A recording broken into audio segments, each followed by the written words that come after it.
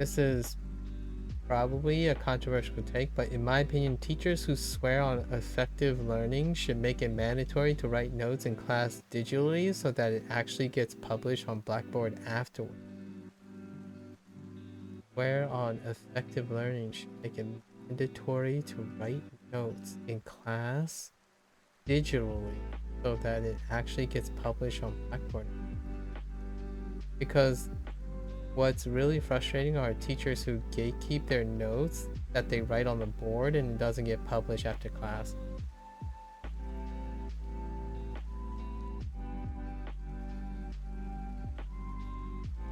That is a very controversial take.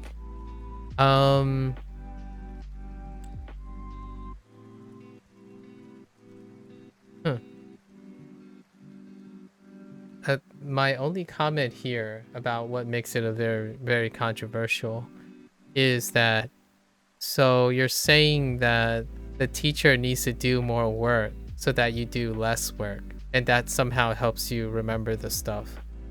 I probably would say in reality, if the teacher digitally wrote everything and uploaded the notes onto Blackboard, the student's performance would go down. If I had to take a guess. The reality is that on average, the student's performance will go down because they have to do less. It's kind of the effect of the internet age. So another controversial hot take. I will contribute my hot take. Due to the convenience of technology, less is being used and done for the student. So the students that I found most effective and most successful are the ones that actively take notes, as opposed to the students that don't. Now, there's a caveat to this. There are students who use those notes before in advance, right? And then come to class prepared to take even more ideas and stuff. So students who read notes in advance are not the same as students who want the notes after a class. So I do believe in a compromise. So I upload my notes in advance of a class. Is it really that much more work though? And it's not really to make it so that students can slack and not take notes, but I feel like a lot of students relate to learning more in class by listening and looking at notes after class. A lot of peers find it really hard to copy the board while learning simultaneously. So that's two separate issues.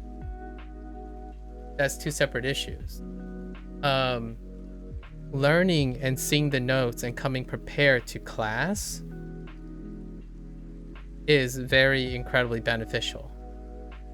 Listening and learning and then expecting the notes to happen after class, that actually reinforces complacency. So I would disagree with you incredibly a lot that if you knew you would have notes after class, that would make the student body even more complacent because you know that you have a safety net.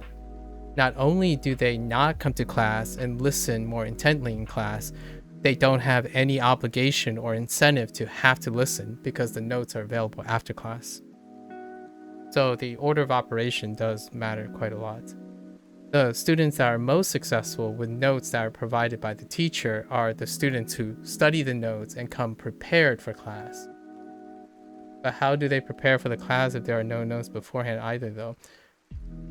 So that is what I agree with you. Like the compromise here is students that go out of their way to study for class before coming to class. And that's usually any class. If you have a class and the professor says there's going to be a quiz at the beginning of every class, those are the classes. If there are no notes, you make the notes. They give you the PowerPoint and you have to expand upon those notes. So you still have to input even more if they don't provide any notes. And that input increases your odds of success. Obviously, your grades might not reflect that, but the examination itself will reflect the baseline of what is required. So if you are taking notes where there are no notes, you will perform better than the ones that don't. However, since it sounds like your class has no form of pre-class evaluation, you are expecting conveniences where it prepares you for something downstream. But that's expecting that all those conveniences don't make you procrastinate and not do any work by the time that comes. I actually found that, in my opinion, that by experience, the more you end up doing for the class, the kids, the less and less likely they use those resources until it's too late. So it's a balance. I totally agree with you. And I think the onus is both on the students and the teacher to encourage each other, to stimulate each other's engagement. So the teacher may provide an incentive to prepare for class. For example, okay, there's going to be a quiz. At the beginning of each class, there's also an opportunity for extra credit on the quiz. Now, I'll give you my notes, but the extra credit questions are things that are related to the notes, but not in the notes. That's probably my compromise. So then it would incentivize the students to use the notes that are available to them while having the opportunity to actively do more than the notes provided. And then when they come to class, they are prepared for class, so they listen instead of taking notes during the class, of which I will still be doing the notes, as in I will still take time to write separate notes and stuff. And they are welcome to either use the notes I've uploaded beforehand or use and take additional notes. And that's kind of the classroom format that I've grew up in. So I'm a little biased. So you get notes beforehand, but the notes in class are slightly different from the notes beforehand. So both the teacher is still investing more into the class, trying to engage the classroom because their notes are slightly different from the notes that are already uploaded. The idea is that if you're not doing anything in either direction, my experience is students become complacent. The most engaged students, like if you're a very engaged student, then you may not necessarily relate to the situation I'm talking about.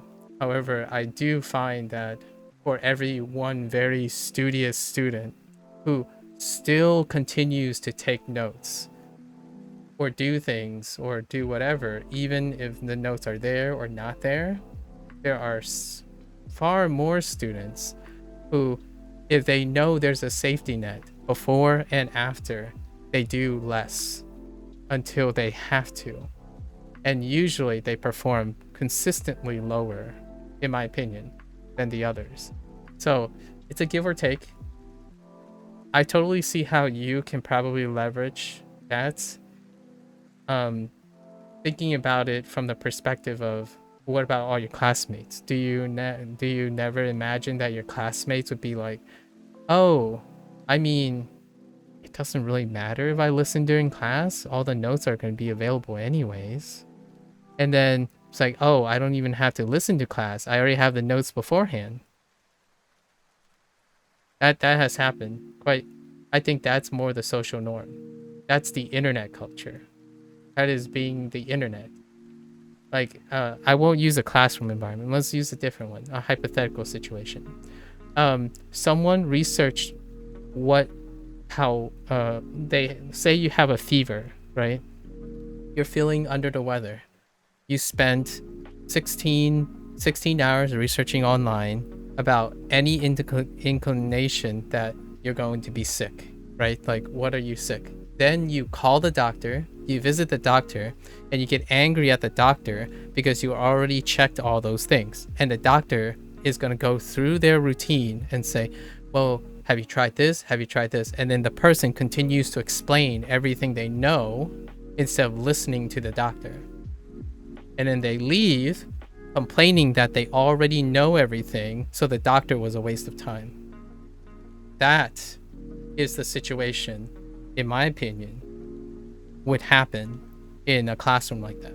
And the only reason I kind of know this is still going on is that online courses with full availability of the seminars recorded and all the notes available in advance, those students perform worse, actually.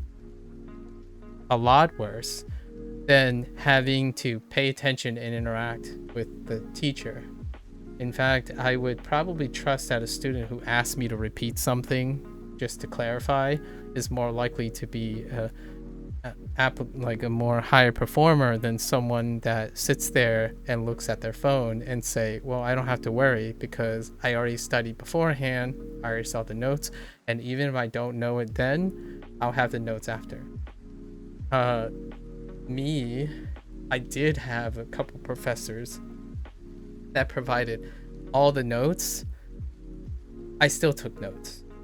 Like it doesn't it often did not take the chance, like it didn't take away from my need to take notes. And at the same time, I realized that I didn't actually use the notes that were provided beforehand after I took my own notes. I preferred my own notes over the notes beforehand because my own notes end up being more valuable and useful. With that said, if you have an attention deficit and you have like problems juggling all these things, it can be very helpful. And so it's not an all size fits all kind of thing. I think to me, I will still provide the note. So I still agree with you in the long run that having all the notes is still a thing. Whether it will lead to a performance, like gatekeeping, that kind of thing, like it leads to a performance increase, I'm actually going to say that the students that are already successful, who are going to apply themselves, will be even more higher performing. Like they will most definitely perform better, and a large majority of students will be more complacent, as in the students that are already not going to do anything, they're going to not do anything. And that sucks about school, because remember that a teacher is not paid to teach one student. They have to somehow standardize it. So I'm not saying your professor thought of all of this or the school system thought of all of this. But this is the stuff that I think about every day when I was trying to be a teacher. Like I always thought about how can you help, like you have to treat all the classroom entirely equally, right? But at the same time, how do you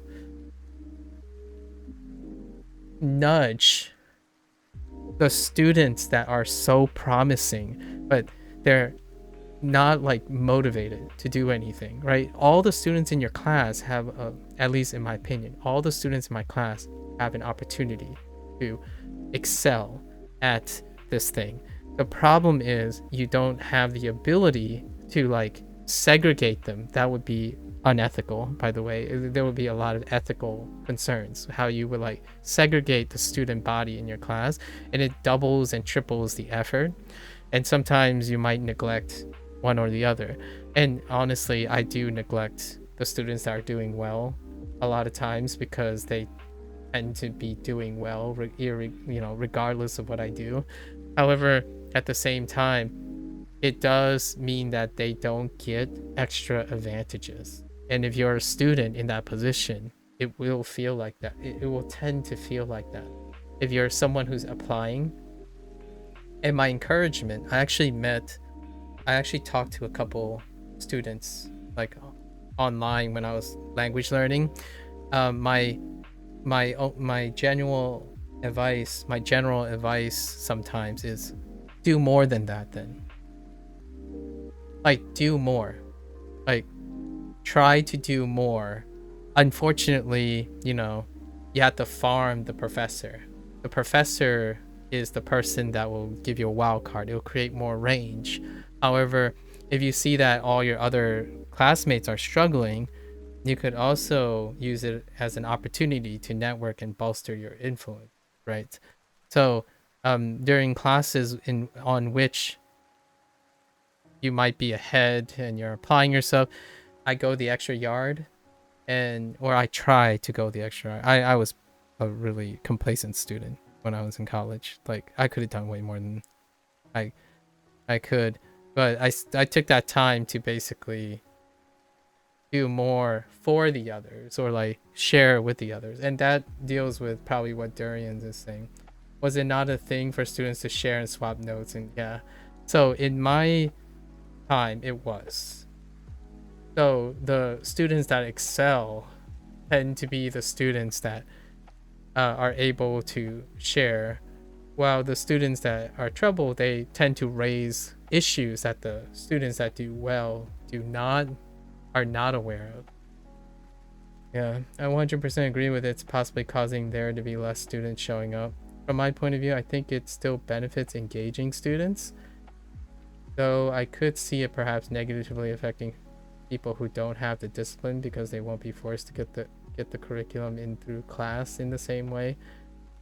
Yeah, I can say for me it definitely affects me. I never did too good in high school because of this reason, but I did a lot better after uni when it was a standard thing to post notes. Interesting.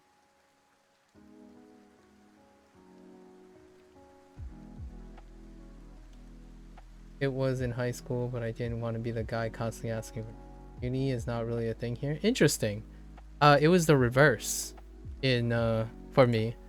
In college and university, it's more likely, at least from my experience, you're more likely to collaborate on ideas because answers become more and more nebulous. So having different perspectives, like study groups and um, exchange, even your senior class, like it's very. I'm not saying it's there, but in my time, it's very common for upperclassmen and previous students, like the ones ahead of you, to impart notes and preparation and tools after the fact. So like underclassmen get the advantage as well of helpful upperclassmen. So it tends to end up being more of a communal thing. You find it mostly frustrating for math heavy courses? This one in particular. I'm taking I'm note taking your note taking has literally zero math solving examples online. Wait. The one that you're particularly taking has literally zero math solving examples online. Instead, it's all keywords with no context. Oh, that's interesting. Huh. So shorthand, lots of shorthand stuff. If I try to follow along with writing during class, then I can't focus as well and comprehend. Yeah, that's fair. In your uni, the culture was generally very collaborative within and across year groups, and most people share and love for. But it did also depend on the specific. One or two majors tended to be more cutthroat. Yeah, yeah. In my class, it was very common. In fact, I would be a little worried if you didn't ask for help or notes. I actually spend my roommates and my best friends and we took separate turns helping classmates. So the ones that are ahead, even in the same grade or in a previous grade, it is very customary for either an underclassman to approach an upperclassman for notes and stuff, or if we took classes in different times at different times to share notes across the class. So that's kind of a very different environment. So the conversation that we're having here is more from the perspective of when you have safety nets, right? And it sucks because there's a bottom line. If you're having problems keeping up, right, like focus and whatnot, to me, my first goal would be to approach the professor.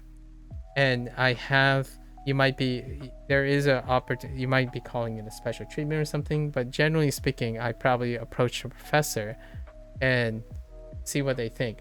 There were times in which the professor actually changed the way they introduce notes and stuff due to the initiative of a concerned student or a student that's struggling.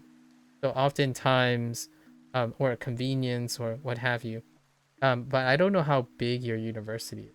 I ultimately went to smaller universities, graduate schools, and stuff. So ultimately, when feedback is brought up, if it alleviates, if the professor agrees, it alleviates the inconvenience for everyone. Oftentimes, like there was one time that very thing came up. We're like, hey, is it possible that you upload the PowerPoints before class so that all of us could have our notes ready to, or our be prepped to be taking notes, right? So that did happen in some of the classes.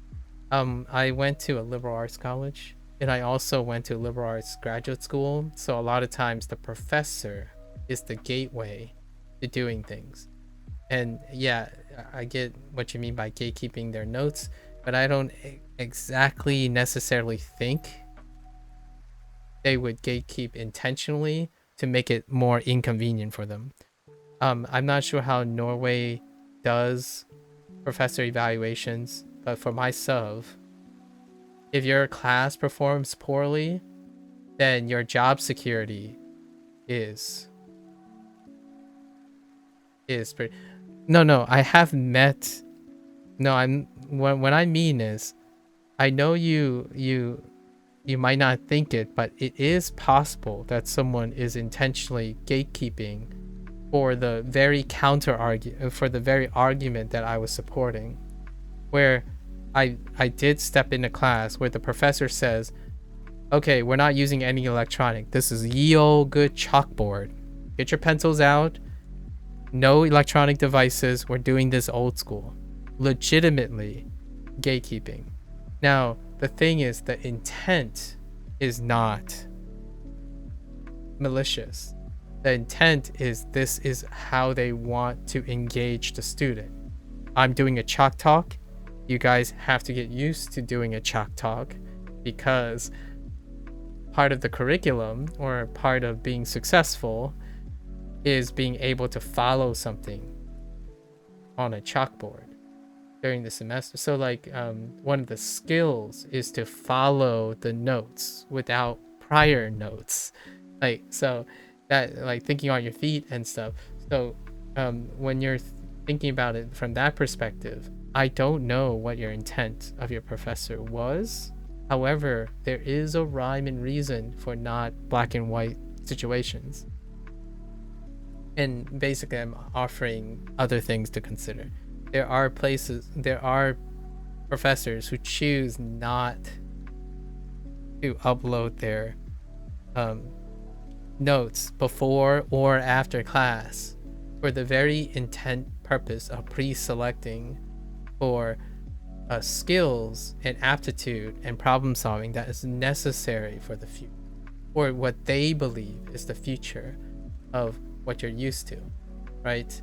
For example, if you go to a seminar about a very specific topic at a conference, and you go there and you're expecting that they give you all their notes and then disclose all the proprietary things and then give you after the notes without having to meet them and talk to them and then frame your own questions and your own notes, then that, if you do that in school, you're going to expect that in professional careers, and that doesn't happen.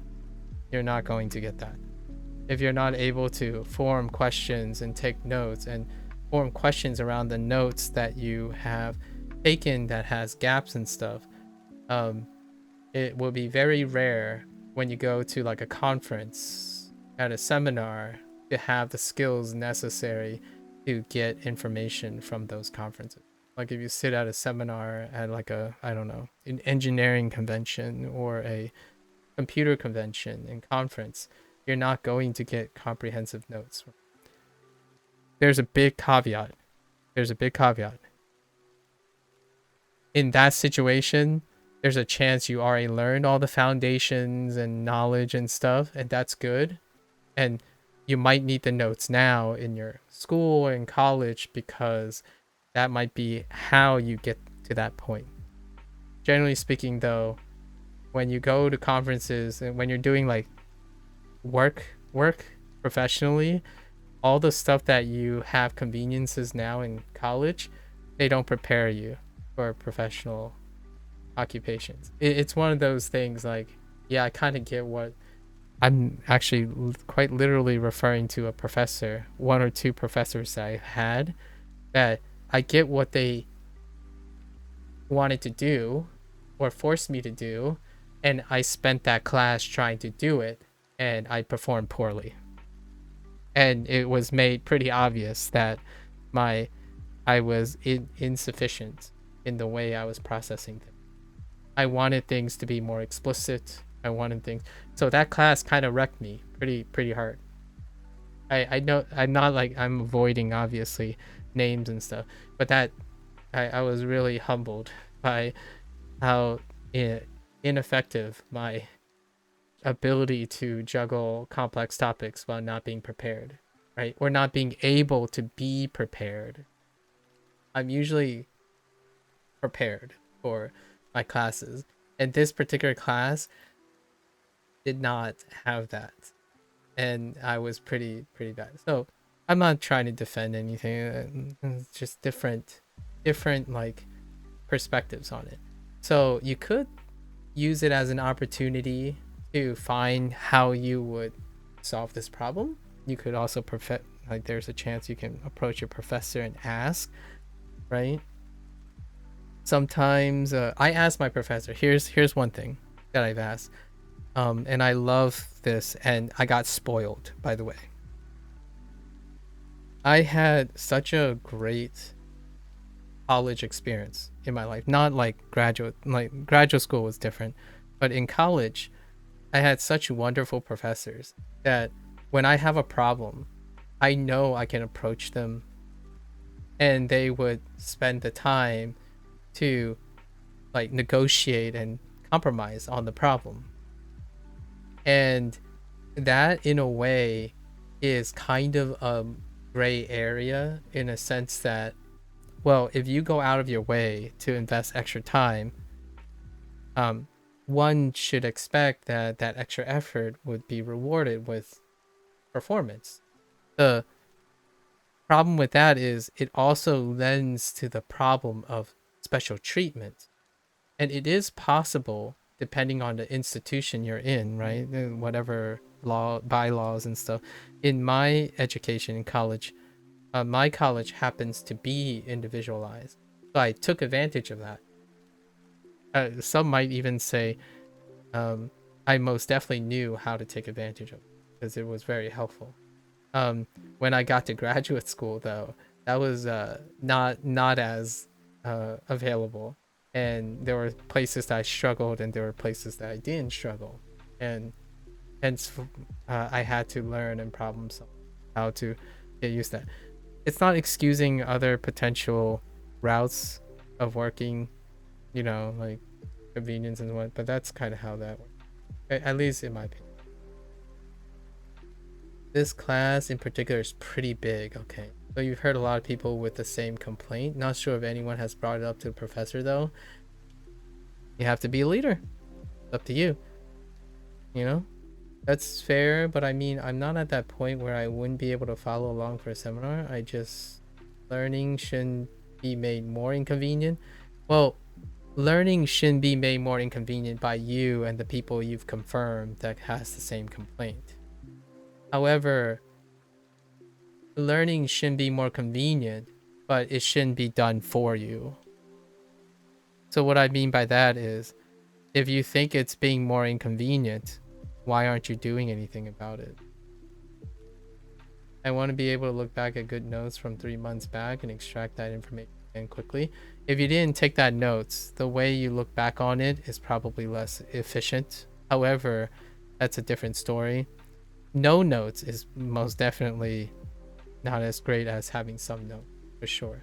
I think a lot of people can relate to taking the so-called keyword notes during class, but then it's hard to decode what you wrote 3 months later. It's largely because you have underpracticed skills in note taking, in my opinion. That, on the other hand, is not something that's internal, in my opinion. That's a note taking skill check. It's kind of like when I was demonstrating about my shorthand on Duolingo, right? When I'm learning a language, my shorthand may not be effective for a lot of people, and note sharing kind of helps with how to effectively do note taking in different ways. However, the that also applies to the professor's notes. So if you want the professor's notes, what happens if that person said, "This is how I take my notes"?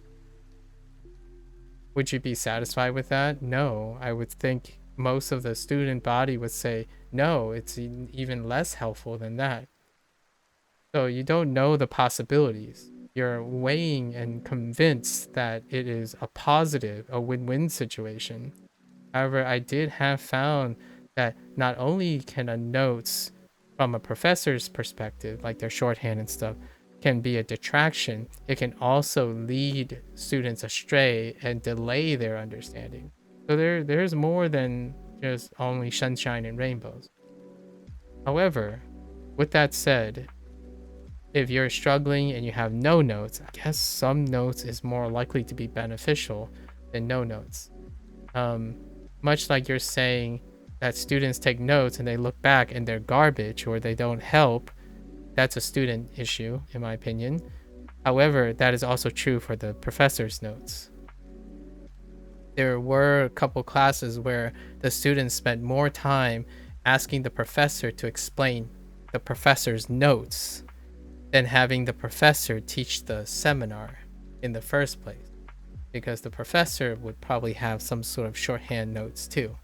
Now, if you had a superhero of a professor, somehow that professor would have the skills and ability to take notes in a way that appeals to all your classmates with different learning predilections.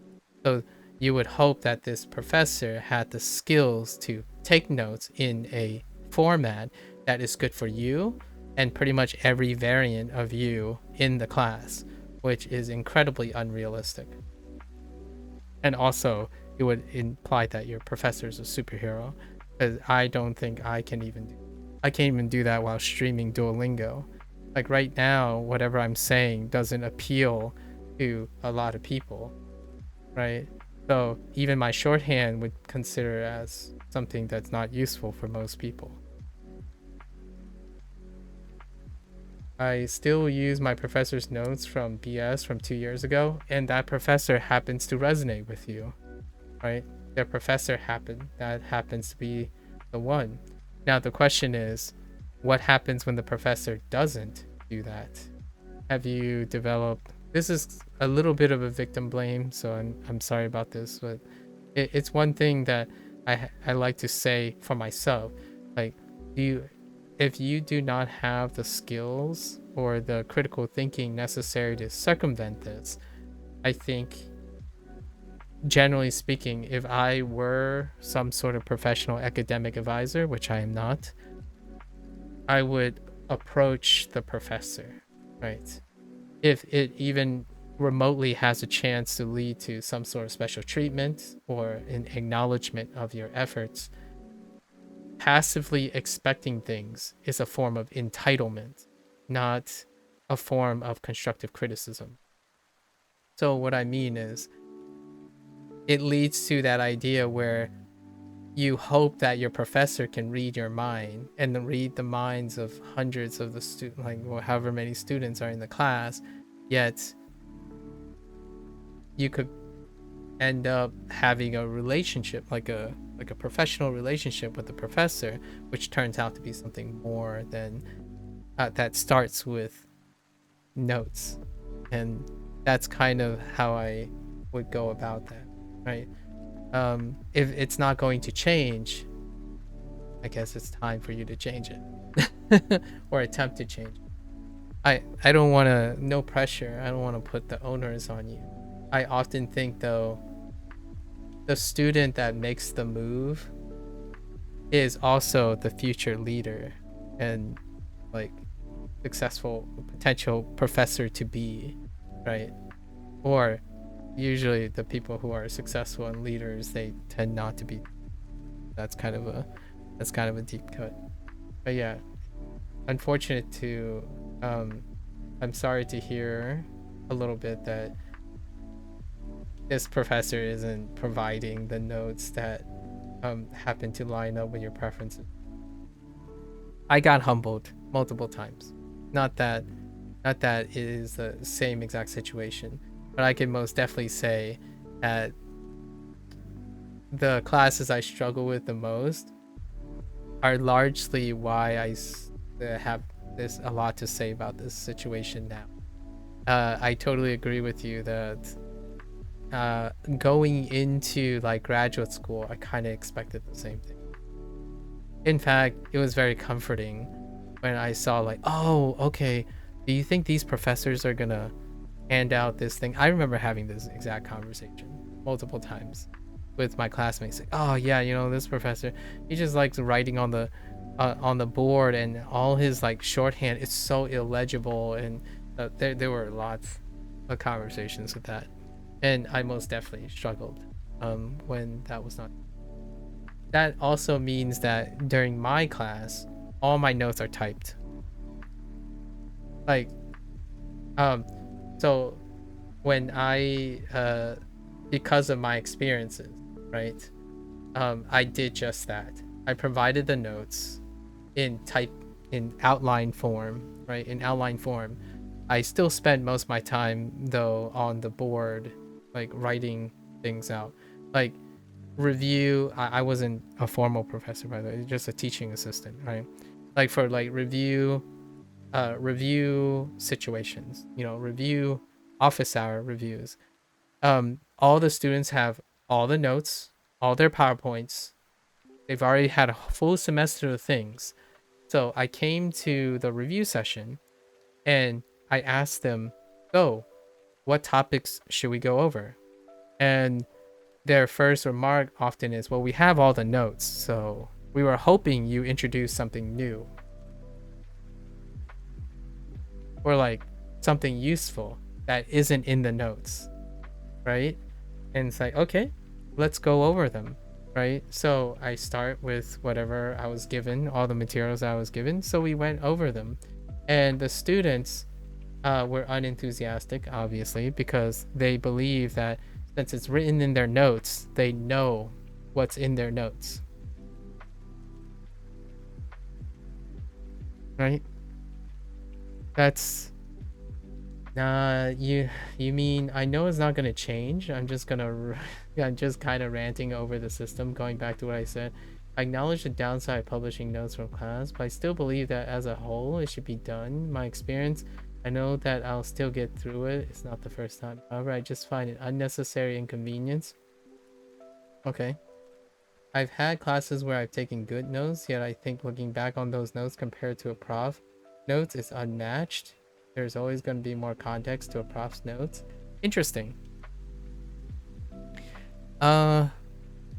See, I don't know what level of the context here is. I guess you're saying it from a foundational standpoint. However, generally speaking, out of all the things you've mentioned, using the word unnecessary, you mean it's an inconvenience. I don't think anything you're saying is necessary or unnecessary, as in there's no need or not need. Most of these things are voluntary. Unless you really truly believe in that, then I feel if I had to be very conservative, that is incredible entitlement. I'm not sure if that's how the Norwegian education system promotes that, but I've already seen many of that before. And that's not in the whole free college situation. It's more like I pay for tuition, so I should be getting everything I need to be successful. And that type of mentality does occur I would argue, probably far more in the United States because you pay for your education. And a lot of times, what is necessary, unnecessary, also means that you either don't develop those skills or you do develop those skills. And whether you find it inconvenient or convenient now, it's hard to dictate if later on you'll be successful because of your conveniences and that's kind of the tough situation. More context for the professor's notes would imply that you do not provide enough context for yourself from what the professor is saying. So that's a alternative perspective, right? Um, the arguments that you make can also be the arguments against you. So it can be a tough situation to be fair in a comforting way. Like, to be fair, but also comforting, right? If the professor's notes always have more context, then the idea is that you yourself cannot provide enough context to be successful in class. And I don't know what that means about your note taking. It is very ideal to have more, I think. So I totally still agree with you. If the professor can do all of that thing, on the whole, it will benefit the students that can use it, for sure. So instead of weighing on cynicism, I agree with your positivity, as in more means generally will be a win-win. So if you're given more, then the likelihood is more will happen. And I like to believe that too. I actually operate most of the time on that. The things I say that I observe turned out to be that's what happened. It doesn't stop me from continuing to do so though.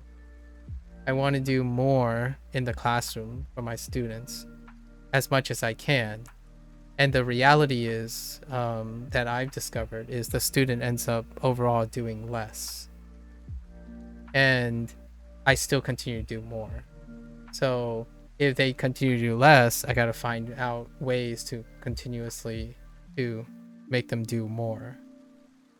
I don't mean it as an entitlement alone. No, I'm not saying you don't mean what you mean as an entitlement. I'm saying it seems to me that that's entitlement. Like thinking that having someone take notes for you is a necessary convenience. That type of argument, like what I mean is that wording screams to me as entitlement, as opposed to the professor should be trying to offset all the inconveniences that you find are inconvenient, right?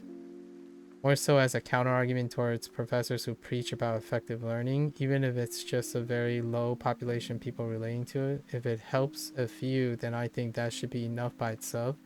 If it helps for a few by itself, yes, provided the professor can do that. That's entitlement, in my opinion. Like I'm really strongly saying this. If it helps at least one person, the professor should do it.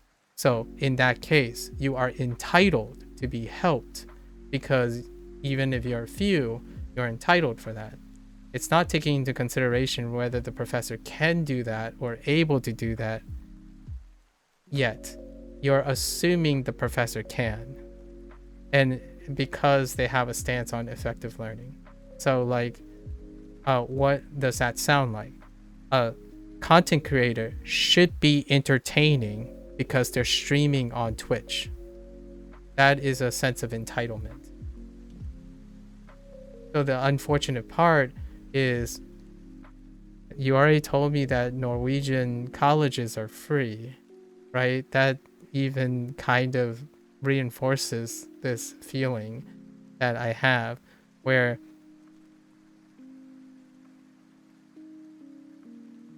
hopefully your next professor is a superhero. That's probably what I would say. Ideally, it sounds like you kind of know how to go about in the future, right? You're gonna look for professors that meet your needs. I don't know how available they are in Norwegian. The other in the United States, students pay for their education, so oftentimes that sense of entitlement is more like a sense of necessity because they paid for it, and expectations are met with payment. And I almost feel like even then it's hard for me to not see the sense of entitlement. Like, do you feel that if you go to college, you're entitled to succeed? Uh, this is a deeper cut. We might not have to talk about this too much, but it's not like a interrogation or anything. I often ask myself the same question. But if I went like in the United States, my generation at least, when you go to college, since you're paying for college, you're expected that college makes you succeed, as in they provide everything possible for you to succeed. At least they gave you the impression that if you go to college, you are guaranteed to succeed. And in the long run, that obviously did not happen. And at the same time, I'm kind of surprised, really, or maybe I'm a little culture shocked right now that in a country with free college education, that ended up I'm having a very similar conversation that is very no different from very similar to when I was in school, when I was in college. So I wasn't the person that was, obviously you said you would succeed and you'll work around and all that. However, I found that in college I was at the other end of things, where I was surrounded by a lot of classmates who said how the class should be taught. Like, they should do this, people should do that. And it became more of a rant about the system. And my first thought was, I want to change that. So my first thought was I should help them. And instead, I ended up spending my time, sharing notes and doing what, quote unquote, the professor didn't do. But for me, when I was doing that, I thought the professor was doing that. And so instead, I did what the students wanted the professors to do, but I didn't struggle with the same problems that they did. And instead of approaching the professor about the problem and suggesting that the system doesn't change, I worked with the professor to take the most advantage of it. That's an alternative opinion. I don't know your circumstances. My circumstances were fairly different, and I was more inclined to interact with my professor. So my opinions can be very affected by that. I was the person who liked to share notes and help others. You feel like it's such a small change, though? I don't know how small or large the change is. If you think it's a small change, then it's a small change. Especially with those that already write digitally on a pad, I suppose. I don't know how a small change is. Because all they gotta do is post it. I guess. I really don't I really don't know the circumstances. Like, what you're telling me, since I have no context, right? Is like saying Duolingo has a bug, right? Duolingo has a bug. It's such a small change to fix this bug, right? Just make it not happen. Just remove this. But for me, I don't know the circumstances of the pads and what the professor has. I mean, a professor doesn't have to use a microphone to talk to a class of 300, but sure would help. Yes, much like the other things that you're saying. Now, the question is, again, this doesn't take into consideration about asking the professor and what they thought. You're literally assuming all of this. So that's what I mean by entitlement. You didn't ask the professor. It's like, is it a little change? Go ask the professor. If it's a small change, then the professor would be like, yeah, let's do it.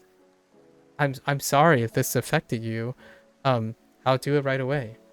Like, it should be this easy. Or like the professor would say, like, I don't know how to do this. Do you know how to do this? It's like, yeah, just do it this way.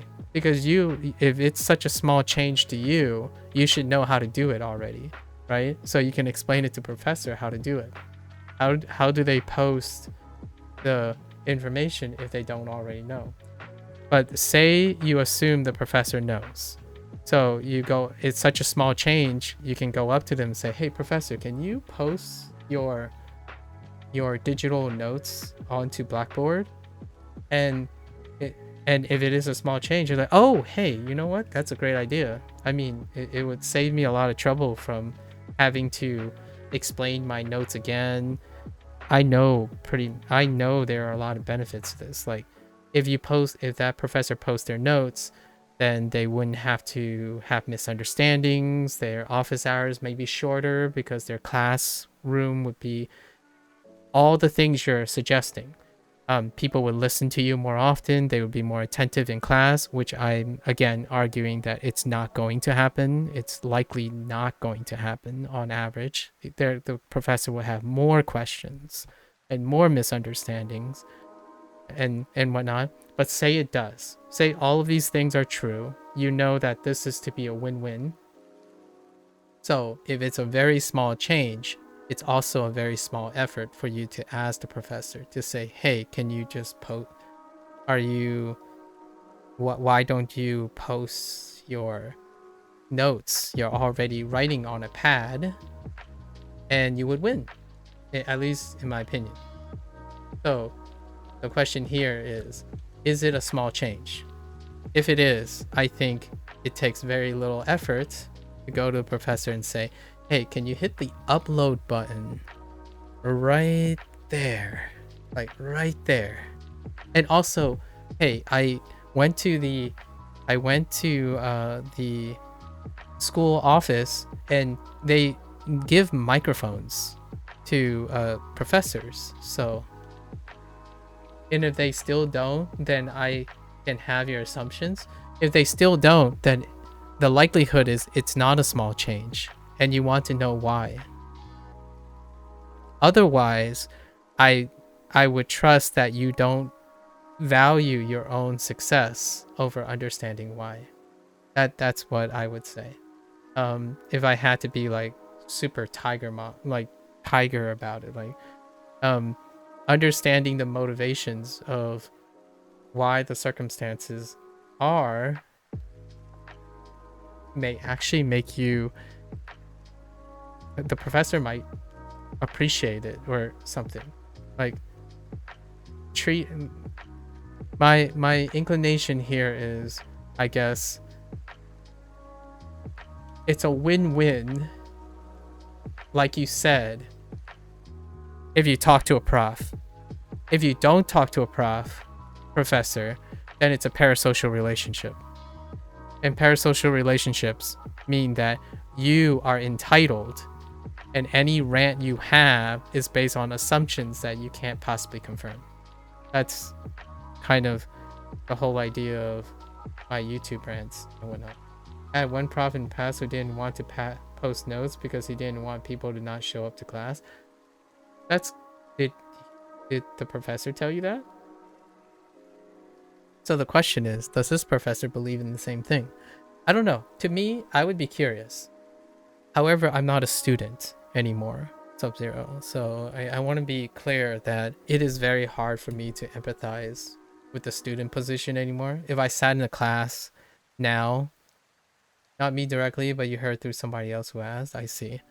And that's good, right? I mean, well, that's bad, but that's also, that removes all doubt, right? You don't have to, it's, in my opinion, you are still more, I think you are perfectly entitled to complain if you knew the truth. Like, what I mean is, I like when people express and rant about their things And my commentary typically is to encourage the person, do you know it? Because I think it helps you feel more secure. Like, something about, at least personally, Sub-Zero, like, we resonated on a lot of levels. I prefer a professor that tells me why from the start, actually. Like, speaking of self-entitlement, if a professor comes out and say, hey guys, I'm not posting PowerPoints, you guys are gonna bring a notebook, I don't want to see any laptop because this is what I believe in. It's like, okay, you got me, that's it. Like, it sucks, but at least I know. So I feel less like having to, you can still complain about it, but the thing is, it's always nice kind of knowing every once in a while. So in my opinion, sometimes it kind of goes a long way. I know it might not be worth it, so if you don't think it's worth it, that's definitely fine. It is frustrating though, there's no doubt about it. If you don't have the tools to succeed, then it just sucks all around. So I definitely feel you on that. There's no way this isn't a sucky situation, right, for you. And you have lots of classmates that also agree.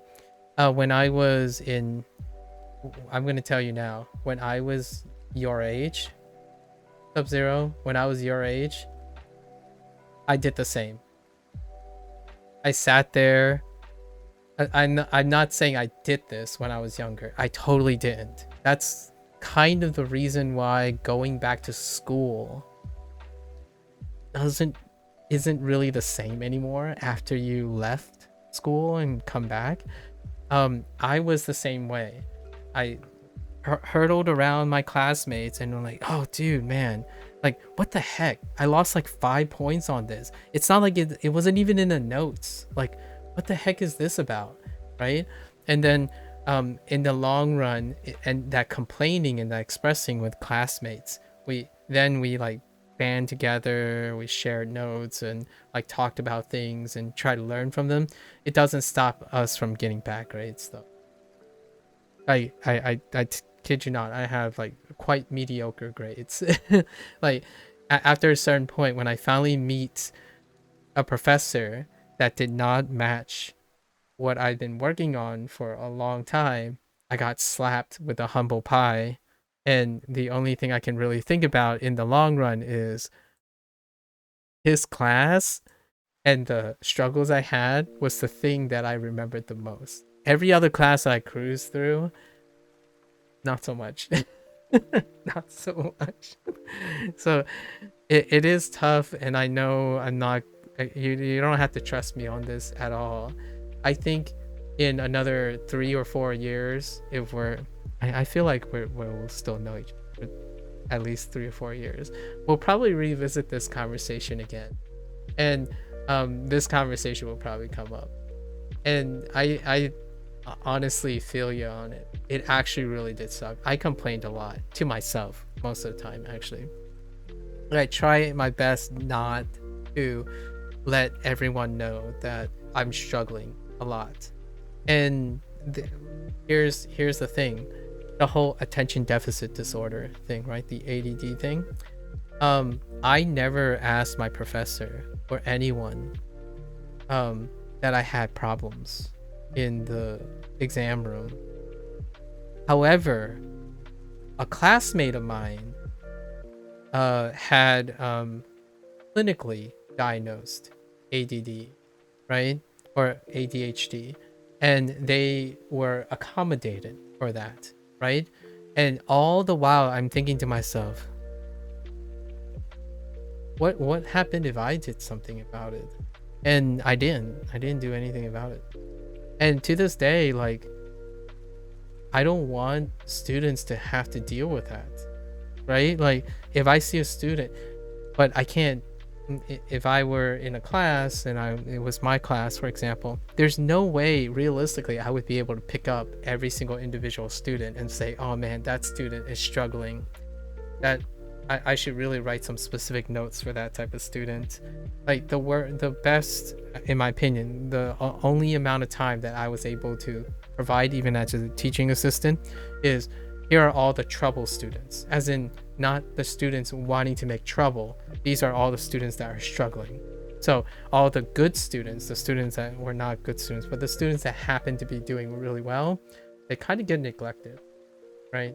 Like you hope that they continue to strive for doing whatever they're doing and keeping it. The students that are struggling though, it takes like an entire person, and there's more than one teaching assistant. I just happen to be one of the many teaching assistants. Also, I know you have multiple teaching assistants. I'm just saying, Sub-Zero, I know you have multiple teaching assistants because I saw your PowerPoint, at least in one of the class. Oh, maybe this is a different class, sorry. Maybe, oh, it's only for exams? Oh, wait, no. Wait, no, never mind. The one exam, the one class that you have, they have teaching assistants. So I'm assuming your other classes also have teaching assistants. The teaching assistants could be that. If you know what I mean. But all classes do. Okay. I would go and farm your teaching assistant. That's pretty much what I was. Like, when I say I teach a class or I help with something, I'm talking about I was one of the teaching assistants. I didn't end up having the chance to be like a professor, like a proper curriculum design thing. That never happened. As in, like, I chose to put it off, and the rest is history. However, I was one of those teaching assistants. Like, if you have 4 teaching assistants, for example, at least in my opinion, one of them has there's a chance all of them might be apathetic. And what I mean by apathetic is they might be too focused on their graduate studies to give you the time of day in a sense of beyond obligation. However, I was one of those teachers. I can honestly tell you, it did take time away from my research and stuff, but I absolutely loved it. It's not for everyone though. Where I enjoyed that and it took me away from my research, that means I doubled down, as in, like, I had to. The reason why I had sleepless nights and attached to work and not sleep or not eat is because I wanted to do that and the research. My colleagues they were a lot healthier. They managed to say no sometimes. They managed to know what they need to do and what they optionally could do, right? So they had a better life balance. But for me, I think there's a chance. I usually would farm the teaching assistant. You would go up like, okay, well, the professor is obviously not going to, quote unquote, like, I was most definitely arrogant as well in my assumptions, like, nah, the professor's too busy. Let's not bother the professor.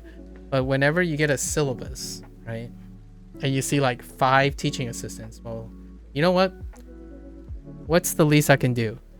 Write one email and email all 5 of them with the same email and ask them, do you happen to have notes for this class?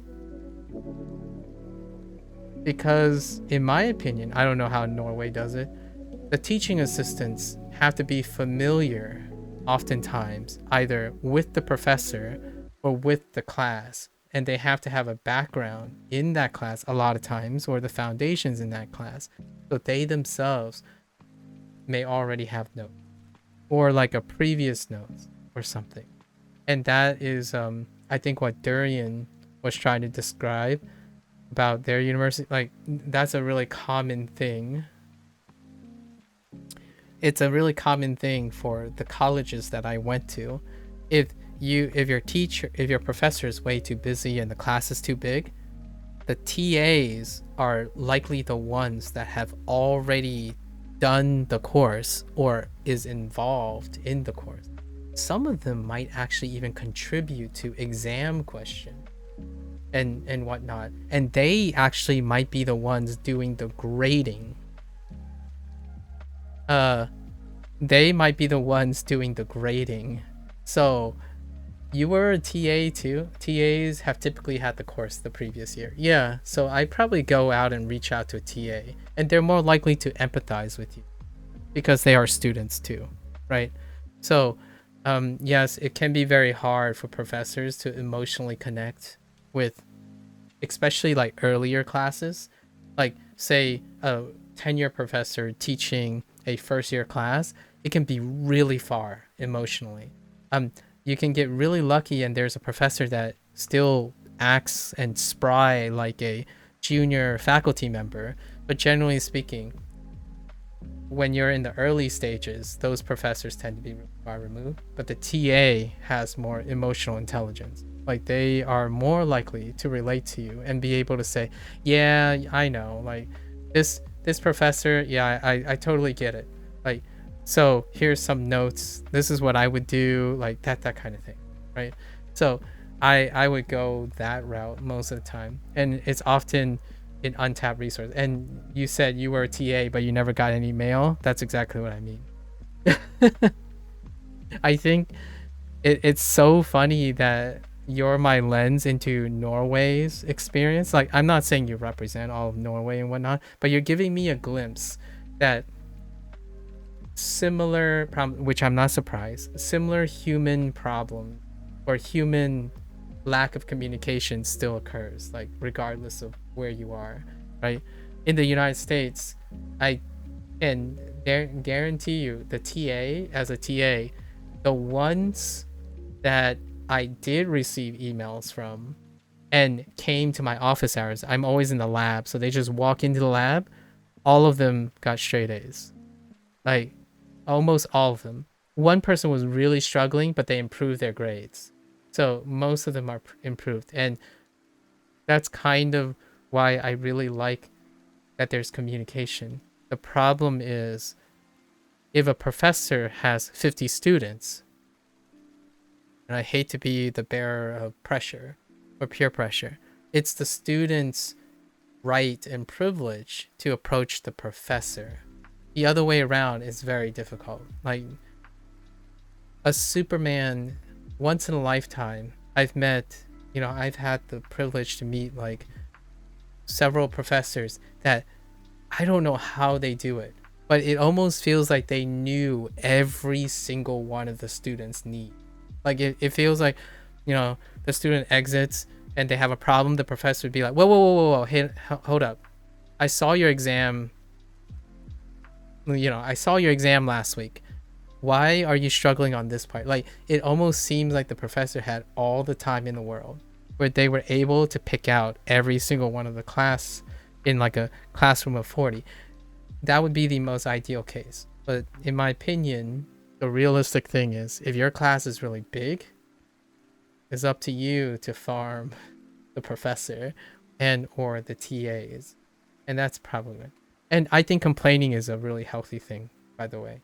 So I'm not saying you shouldn't complain. I'm not like slapping you on the wrist, or at least I'm not trying to sound like I'm slapping you on the wrist. The idea is talking about this stuff can make you feel better, if you know. Honestly, I probably complain more than most. Don't use me as a I've heard lots of complaints before. And you know what I think about in my head? I think my friends and I joked about this a little bit in a video game sense. Here's my analogy, right? The what if situation. The what if situation is what happens when complaints get blown out of proportion, or like when complaints escalate. So, what does that mean? What do I mean by what if? Just insert what if I won. Okay? Now, if you think about a video game, let's say you're in a competitive FPS match. The match is over. You lost. And then that person, this person stands there and complains about, okay, well, if I did this, and if only I was a second earlier here, if I did this, and if the team did this, I would have won. So, if you slap it all together, all that said, in my opinion, is passively being able to observe all the situations, that means this person is very analytical. They are able to process what is necessary for the path. But the reality is they didn't do anything about it, or they weren't able to do about it. And they talked about what if they won. So, like, what if the professor posted those notes? You would get A's. What if the professor posts notes?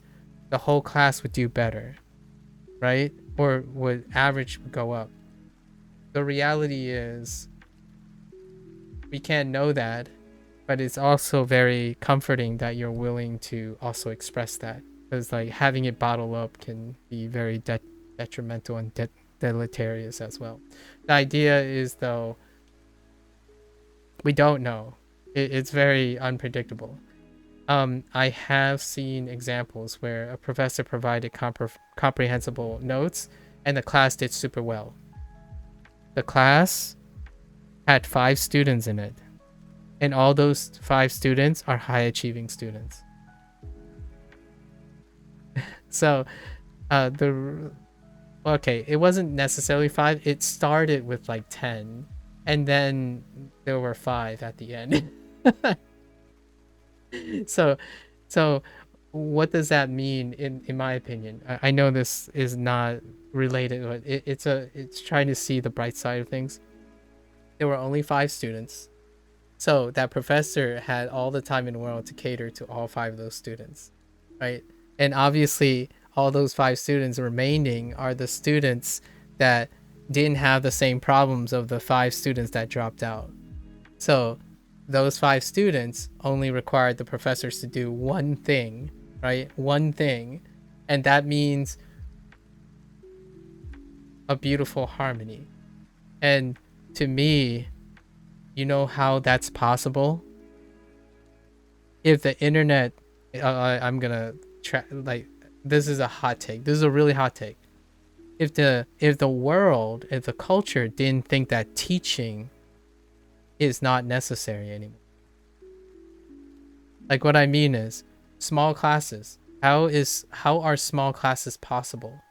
You have more teachers. Is that happening? Or at least, I'm not sure about Norway. It's not happening in the United States. I don't think there's an... Okay, there might be a few experts out there who would argue that teaching is on the up and up. I think that I would say it's pretty safe. It's not a hot take. 90% of academic professionals in the United States would say teaching is on the decline.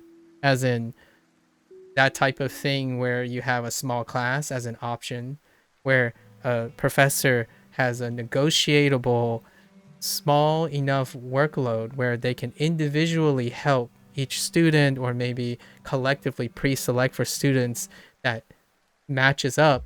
Well, the demand is in the United States. I don't even think the demand is there for the supply to even be met. Like, that's kind of like the most dissatisfying thing I could possibly say as someone who's no longer even on the career path of being a teacher anymore, like a professor. It is very, very unsettlingly bittersweet. There is a silver lining. Much like being a teacher and a learner and stuff, I believe there's a way to reinvent, right, how teaching is done. Like right here, right now. I believe that there is a chance that there are enough content creators that are willingly potentially be incentivized to redefine how teaching can be done. Not starting with me. I'm not gonna do that professionally. I think I do not have the youth or the stamina to be doing that. Like as a teacher, I think we're talking about, you know, whatever language learning has taught me is that there are a lot of content creators out there who loves making instructional content, and that instructional content, in my opinion, gives them a purpose that allows them credibility and reinforcement and financial security. I have no stake in this. I just want to make you. I just want to talk to you, Sub-Zero, because you gave me the time of day. That I would say you're probably gonna kick the. You're probably gonna succeed in kicking the horse's butt in some way. And I honestly hope that this is still true in Norway and other places. The grade barely tells the story of a successful person. In fact, I would say, personally, if I looked at a student and see a steady improvement, I'm more inclined to find comfort in that student's aptitude than a student that has capped out and shown no decline nor improvement. It's very difficult to know what the capacity of the student is. So in those cases, you have to be well and sure that that student matches your preferences, right? Because you don't know how adaptive they are, right? Meanwhile, you have the opportunity to be, at least in my opinion, take it as a challenge. I don't know how much you like challenges in your life. Sorry. I feel like I might be a little bit forceful on that. I do think that it's worth complaining and talking about these things. Noise can be helpful and can also be emotionally affirming. I think it sucks that you don't have the things you need to be successful, or do the things that are necessary or sufficient. I'm going to say sufficient, that are sufficient for your success, your ease, because it kind of just strikes me as you're kind of stretched thin as well. You're doing like more electives than you would like, or like, you're testing a lot of waters, and it does make sense. I got owned by that professor. Just saying. I'm not gonna mention their name, but because it's a professional thing. But I earnestly felt like I still, if they put me back into that class, my first inclination would be to do the thing that I'm saying now, which is hey, can we sit down and talk about this? Because there is something I don't understand here, and I need to talk about it. Or I need to talk to that person about it. I didn't do anything about it. I tried my best to, play within the system, even though you have admin privileges to, or you don't necessarily have admin privileges, but you have privileges to communicate with the admin, and I didn't do it. So what I did was I sat there and struggled. It was worth it still. It means that I know now what I might need or need to work on in the future. And that's a silver lining, obviously. It's kind of like Duolingo and language learning. Good talk though, good talk. I like these talks. I don't think you're lesser of a student or something. I actually feel like when people feel it was a good talk, honestly, I want to emphasize that I don't expect profs to do this the same way I don't expect the cashier to bag your groceries. Wait. I just think of it as a measure that would help tremendously. Yeah.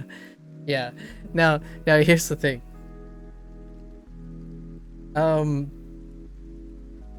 I've been watching Liam, this German guy, make content, and you chose a really funny example.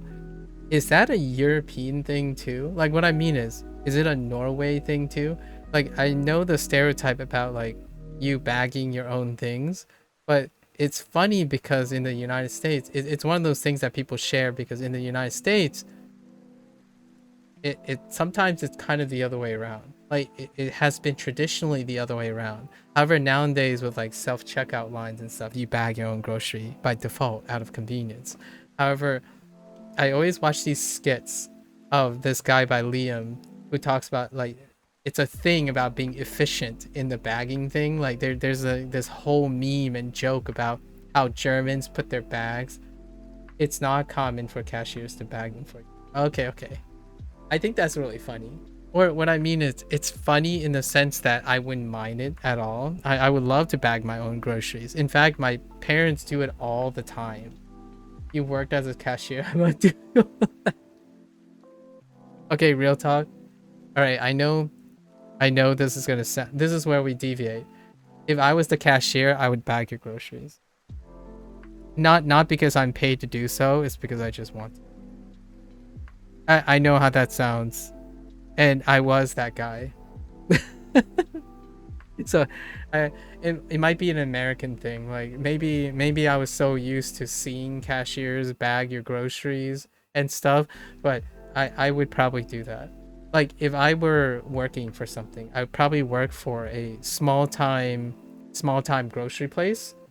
I would take the bags for you. I would carry the bags to your car. I forgot it's normal. Yeah, it's normal here. It's a little less now because of self-checkout lines, so you do the bagging yourself. But most of the time, traditionally, older people like you bag. In fact, there were times when people took the bags and took them to your car with you. Like, I still remember when I was younger, cashiers aren't like as busy sometimes, and they're like, "Oh, hey, that's a lot of stuff. Do you want like do you need help?" Like because there are baggers and then there are cashiers. In fact, back then, I'm not sure how common it is now. I haven't been to a grocery store very often. Um, there's a bagger and then there's a cashier. So the cashier scans the thing, it goes to the bagger, and then when you have a lot of stuff, the bagger's like, "Do you need any help with that? Like, can I help you get the cart out and stuff?" So when you have a very busy like mother or someone who's like really have their hands full, see this wholesome image, in my opinion, this wholesome image of this person who works at the grocery store helping the person out and getting their groceries into their car. And to me, I don't mind doing that as a job. I like that. Now, with that said, if someone has to be paid to do that and they're like spending their time instead of spending time with family, I totally understand that. For me, like the only thing that gets me up in the day is to do something nice for someone else. So that is coming from a privileged position, right? So I'm not saying if someone comes up to me and says, "You're only saying that because you're privileged," and I'm like, "Yes, I am saying that. I want to help people because the only thing really that gets me um, excited these days or happy these days is the opportunity to help people, right? In a realistic way that doesn't draw a lot of criticism and hatefulness and hate, like stuff or bias or something." So you might be thinking, well, if you want to help someone, just go to the neighboring whatever and do that. It's like, well, within reason, right? Because it's not like I have all the infinite stamina of a Superman or something and all the financial security that's necessary. It's within reason. I have never bagged someone's grocery, but I have helped elderly people with bringing it to the car. Oh, okay. But it's really abnormal. You're not expected to do that, at least. Pretty opposite me, I stay up extra late to have extra time to hate. Oh my god. Did you intentionally make that rhyme? I stay up extra late to have extra time to hate. That sounds like a beautiful song. Okay. Enough digression. That was pretty sweet. I enjoyed our conversation. It sounds like school will have many more. Oh, it's not intentional. It sounds like we'll have many more discussions about university life. I could see myself like low key while teaching is no longer a possibility. I don't know what it takes to get it certified, but I wouldn't mind being like a guidance counselor or like an academic advisor or something. Like, in my opinion, that's what really makes things worthwhile these days. Is talking about things. Honestly, you'll be fine, but you had to let it out. Well, that's perfect. It was a perfect time to have some conversation, right? And I don't think you're alone, obviously. I mean, I can't believe I'm saying this to someone who's outside the country, because usually it would be very bold to have assumed or presumed that that would be the case. But that's understandable. I've had here's one. There are a lot of precocious students that I've encountered. I think I've encountered students that literally told those things to me about my boss. And not the I'm using the boss as a my mentor. Like what I mean is um so and that's perfectly all right because knowing my mentors and stuff, they know that this is happening. And they are also in like I had great mentors. So my mentors did care about it and they would know and they would take it seriously. The irony that I'm saying this is it's a shame they didn't go to my mentor and say this. So on obviously if this comes up and stuff, I would bring it up. And it's ironic because a lot of times people confide in you in a sense that, oh, this is in confidence, right? It's like, well, you should go and talk to the professor. Like I'm not making any guarantees, but you gotta got in the long run though, they all did well. Like the kids that the students I interacted with, they did well because I mean, if they cared enough to approach a TA, I mean, you should know. You didn't get any emails as a TA, but if they approach the TA and they go out of their way to TA, I have no concerns that they will do fine. They will do well. Like those are students that have initiative. Not that I'm saying you don't have initiative, Sub-Zero, but you should, you might wanna put a few points into initiative, put a few points into it. Go take a risk for a little change. Yeah, I was a TA for a 200 plus class. About like 5 to 10 people would show up to practice sessions. Oh, that sounds about right. Did you ever find out if those 5 to 10 people were the ones that did well? I actually tried to follow up. Out of my pure curiosity. When I have office hours for like reviews and exams, it would be like at most 10 students. And when I'm grading, because in TA you have to grade as well, I would deliberately remember all those students and I wonder how well they did. Because to me, I wanted to know if they did well. Like I want to know if I was involved or maybe have this really weird self-assurance that they did well. Like that's what got me hyped. And if they didn't do well, I have an opportunity to try and do more because it wouldn't be the last exam. If it was the final exam, then there's nothing I can do about it. However, it was to the point where sometimes I TA'd for 2 different classes. So if they got me in the fall, as in like if I was TAing in the fall, there are students who deliberately ended up in my section when I was TAing in the springtime.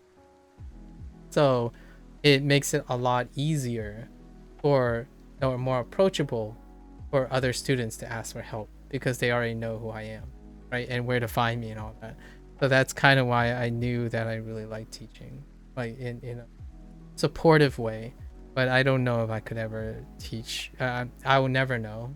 Maybe. Yeah, I'll never know if I can really handle a class with like 30 or 40 students full time around because I didn't do it. It's a what if situation. You used to be nice with grading. I remember I could never be a prof. I told myself that this is a joke I told myself on many occasions, even on stream, that the one thing that I'm most concerned about if I were to pursue a career in academia is I would be too soft. Like, so all the things I said defending like the professor's point of view, Sub-Zero, about like it's your actions and you need to critically solve. In reality, I would probably be that professor that cave into whatever demands that the students want. And in the long run, I always think about what if those are the reasons why in the future those students have undeveloped skills in critical thinking and problem solving. What I mean is there's hand holding, right? There's like reasonable hand holding and encouragement, and then there's coddling. And I often joke that if I became a professor, I would be the coddler. So like I would grade easier. I would change grades if someone come up to me and say, I think I made a good reason for this. And I was like, all right, here's 3 points back. Right? That like you could talk me down very, very easily. Then it would be like the thing where you're that professor that everyone takes because it's an easy A. Not because you're the professor that teaches a lot and you teach them a lot of things. It's like you're the person who gets chosen because it's an easy A and no one has to apply themselves in the class. So that's kind of the joke that I tend to run because I don't know what it would be like. I never ended up teaching a class by myself. So I would never know how either I cave or I become more stringent or disciplined. My very nature now is that I'm a pushover. I'm usually a very big pushover. It can definitely backfire. Yeah, I once had a professor who literally hinted at each exercise for the exam the day before. You could literally take notes of what he said that day and it would be on the exam. Yeah. Yeah, so I don't know. That's largely why I prefer to be people's friends and not their dictator, as in like their prescriber. So when someone asks me for advice, my first thought is I can't take the responsibility. Like I don't want to be the responsible person. I want to be the person that says go get them. So there's a lot of part of me that has reservations about I want to be part of a family, right? Like I want to raise a family of my own, but at the same time I start to wonder, like, being nice and being kind are two different things. If you're always nice, it also means people around you don't develop discipline. So what are the things that cause me to be disciplined? It's everything I am not. My parents are where my discipline came from. And if you looked at my parents, you would be really shocked that I'm their son, because our behaviors are very different. Like I am very aggressive at people who are aggressive. I'm very lenient on people who are struggling or like wanting to do things. So if you give me a sob story, I'm going to cave. That's kind of the situation. So any aggressive person could be aggressively opportunistic and then I'd be pushed over, right? And that's kind of, it's not like it hurts my feelings. Like I'm not going to lose sleep or something about it. I learned that that's a reality. However, it doesn't stop me from knowing what would happen. Like that would happen. So the truth is in front of me, and I learned to cope with it. I find myself being similar to this when working with other students too. If it's a topic that I'm genuinely excited about in an assignment, I can sometimes literally out my whole solution to someone else. It can turn bad if they start relying on me and I help them all. Yeah. The word that I use is dependency.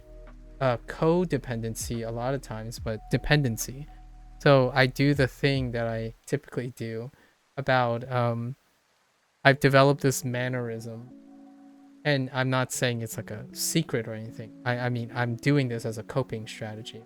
I tell people like, hey, if you have time, no obligations, you have a busy life, I expect that if you are successful, busy, healthy, I don't see you very often. And if whatever I say inspires you to do something, I hope that inspires you to continue to do something and inspire others. Because the first thing I have become accustomed to sometimes is a development of dependency.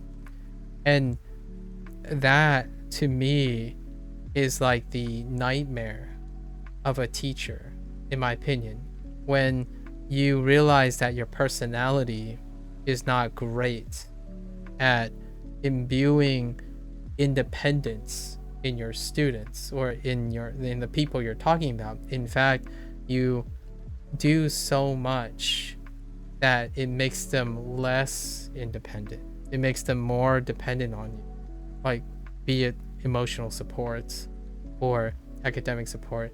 And that to me, I don't think I'm like, you might be saying, oh, but that's great, right? You're helping people all the time. It's like, no, well, there's a difference between helping people and creating dependency. And I think if you know what I'm getting, where I'm going to about that, a lot of content creators exploit dependency. Not in a malicious way, but more in a financial way or a emotional way, right? Like, hey, you're gonna miss out. If you're not here, you're gonna miss out, right? Like, FOMO and stuff, that is the same. And that's a very similar thing about dependency. So my first thought often is like, hey, if you're doing well, I hope you find other things that interest you. Like for example, when you're done with Wukong, when you're done with Wukong and playing that, I hope you don't end up having withdrawal and having a dependency where you count the days when the DLC comes out. Just saying. Sorry, I'm throwing you under the bus. You just finished Wukong today, actually. Sorry. How's that going with you? All right. Now we gotta refocus. This is a good chat. We'll have more conversations in the future. I'm sorry. We're gonna have to clip this part, right? I've hadn't had a deep digression about this in a long time. So what are we gonna call this? No one watches these. Don't worry about it. I typically cut these out and put them in a separate section, but usually these sections don't.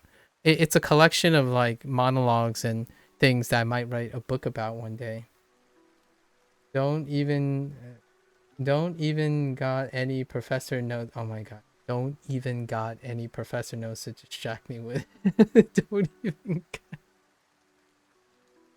listen, Sub-Zero. I'm not sure about your English right now. Did it hit that hard that did Wukong hit you so hard? Listen, it's 5 a.m. but you went to bed already, right? Don't give me that. It's 5 a.m. You already went to bed. Alright. 我的姐姐不要留在家里。 Alright, I'll let you off the hook. It's 5 a.m. Good talk. 我的姐姐不要留我的姐姐不要留在家里。 Yeah, 留在家里. Oh boy. It's all good though. You're gonna play some NG Plus? Okay. Oh, you've also been playing Neo 2. Okay. Yeah, Neo 2 would be the thing I would say, like, if you need something to hold over for the next DLC or something, it's probably Neo 2. Yeah.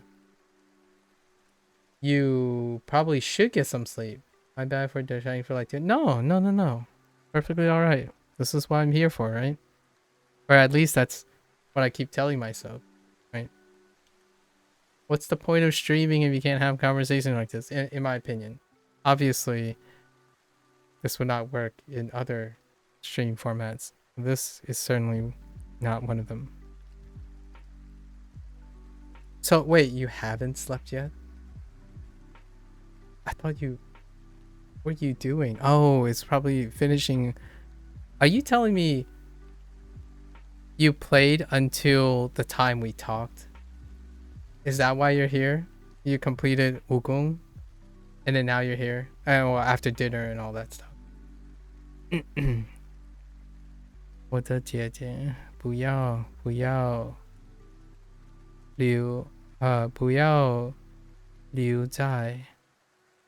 留在家里。